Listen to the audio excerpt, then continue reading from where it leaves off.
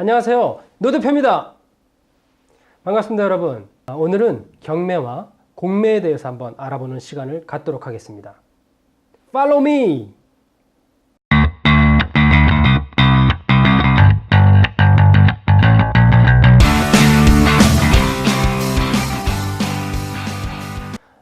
경매 시장은 경매와 공매라는 것이 있는데요. 공매를 또 전문적으로 하는 분들도 계십니다. 그러면 경매와 공매에 대해서 한번 알아보고 또 경매와 공매의 차이점은 무엇인지 오늘 한번 알아보도록 하겠습니다. 우선 경매는 채권자와 채무자의 이해관계 조정을 통해서 공권력을 투입해가지고 해결을 하는 방법이라고 생각하면, 공매는 조세 채권의 신속한 만족을 목적으로 한 행정처분이라고 할 수 있습니다. 조금 더 그래서 쉽게 얘기하면, 경매 같은 경우에는 돈을 못 받은 사람이 돈을 안 준 사람에게 부동산 경매를 통해서 내가 빌려준 돈을 회수하려는 것이 목적인 것이고, 공매 같은 경우에는 뭐 여러 가지 종류가 있지만 내가 안 낸 세금을 국가에서 징수하기 위한 한 가지의 수단이라고 생각하시면 됩니다. 그래서 공매도 보면 여러 가지 종류가 있어요. 뭐 유입부동산이라는 것도 있고요, 수탁부동산도 있고요, 국유부동산도 있습니다. 뭐 각가지의 종류들이 좀 차이가 있는데 여러분들이 여기까지 아실 필요는 없을 것 같고요. 가장 우리가 흔히 말하는 공매는 압류부동산입니다. 거의 공매의 한 85% 이상을 차지하고 있는 것이 이 압류부동산인데요. 국세나 지방세 또는 뭐 각종 공과금 등이 체납됐을 때 세무서나 또는 뭐 지방자치단체에서 체납된 세금을 징수하기 위해서 한국자산관리공사, 뭐 캠코라고 하는데요, 거기에 매각을 의뢰하는 거예요. 우리가 흔히 말하는 공매는 아마 이 압류부동산이 거의 대부분일 겁니다. 그래서 이 압류부동산은 거의 우리가 말하는 법원 경매와 좀 많이 흡사하고 사실 뭐 좀 많이 비슷합니다. 그럼 경매와 공매가 무엇인지 이제 알았으니까 그럼 과연 차이점이 무엇인지 한번 알아볼게요. 경매는 근거 법률이 민사집행법이에요. 그럼 공매는 국세징수법입니다.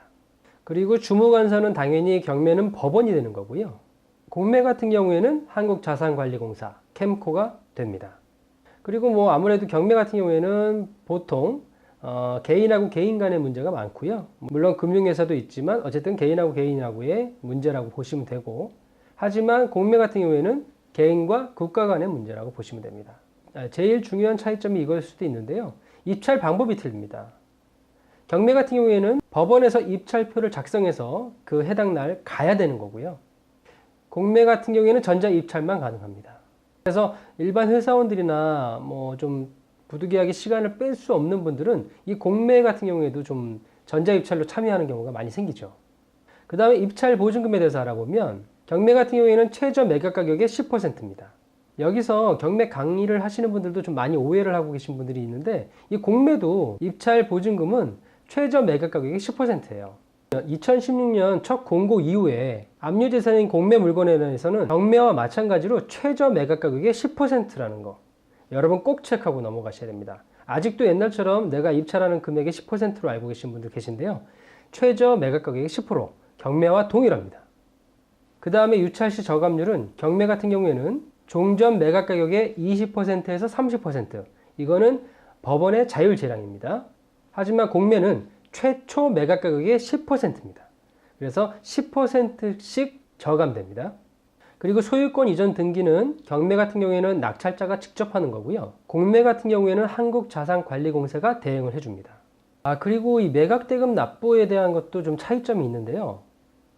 경매 같은 경우에는 보통 매각 확정 선고일 이후에 한 달 이내라고 돼 있는데, 공매 같은 경우에는 잔금 액수에 따라서 가령 예를 들어서 납부 잔금이 3천만 원 미만이면 7일 이내 납부가 가능하고 3천만 원 이상이면 30일 이내에 납부하면 됩니다. 그리고 공유자의 우선 매수 신청 기간도 좀 다릅니다. 경매에서는 이제 집행관이 매각 기일을 종결한다는 고지를 하기 전까지만 신청하면 되는데요. 공매에서는 최초 입찰 기일 전까지 해야 되는 것으로 개정되었습니다. 그리고 매수 자격의 제한도 경매와 공매가 좀 다릅니다. 경매 같은 경우에는 낙찰자가 대금을 미납했을 경우에는 재경매가 진행되는데 여기에 참여를 할 수가 없어요. 하지만 공매는 이 매수 제한 규정이 없어서 또 참여할 수 있습니다. 자, 그리고 제일 중요한 차이점. 경매는 인도 명령과 명도 소송이 다 가능합니다. 하지만 역시 경매의 꽃은 인도 명령 제도죠. 그러니까 손쉽게 점유자를 내보낼 수 있다는 겁니다. 자, 하지만 공매는 명도 소송, 그러니까 인도 소송만 가능합니다. 이것이 아마 경매와 공매의 가장 큰 차이점이 아닐까 싶어요. 다른 기타 부분들은 압류부동산 같은 경우에는 경매와 공매가 진행되는 시스템들이 거의 비슷하지만 약간의 차이점은 있지만 거의 비슷하지만 이 맨 마지막에 인도를 과연 어떻게 하느냐의 차이점이 있기 때문에 조금 더 그 공매 같은 경우에는 디테일한 권리 분석이 필요해요. 그래서 경매를 처음 접하시는 초보자분들이 경매나 공매 어떤 것이 더 쉬울까요? 어떤 것이 더 좋을까요? 하고 물어보시는데 사실 뭐 큰 차이점보다는 경매와 공매는 둘 다 같이 진행할 수 있다는 부분이고 그리고 좀 더 초보니까 권리 분석이 쉬운 물건에 투자를 하는 것이 당연히 좋을 거고요. 아무래도 공매의 장점은 법원에 직접 가지 않아도 전자입찰이 가능하다는 점. 그래서 조금 시간의 구애를 받지 않는다는 거. 그리고 경매와 달리 잔금을 분할 납부가 또 가능하다는 점. 그리고 일반 경매 물건보다는 조금 더 권리 분석이 쉬울 수도 있다는 점. 물론 물건에 따라 차이는 있겠지만요. 단점을 꼽자면 점유자를 어떻게 내보낼 수 있는 것에 대한 차이점이 있다는 거. 그리고 경매하고 공매하고 같이 진행될 수도 있어요. 같은 물건이. 그래서 그런 경우도 생기면 과연 그럴 때는 어느 쪽에 과연 낙찰을 받는 것이 유리할지도 잘 한번 생각해 보시면 좋은 팁이 되지 않을까 싶습니다. 오늘 노 대표의 부스는 경매와 공매에 대해서 알아보고 또 경매와 공매의 차이점에 대해서 알아봤습니다. 자, 경매를 공부하게 되면 공매도 할 수 있는 거고요. 또 공매를 공부하다 보면 경매를 할 수 있습니다. 같은 거라고 생각하시면 되고요. 거기에서 약간의 미묘한 차이점이 있다는 점만 체크하시면 될 것 같아요. 자, 오늘 노 대표의 부스는 여기까지 하도록 하겠습니다. 그럼 여러분 항상 건강하시고 또 발전하는 하루가 되시길 바라겠습니다. 감사합니다.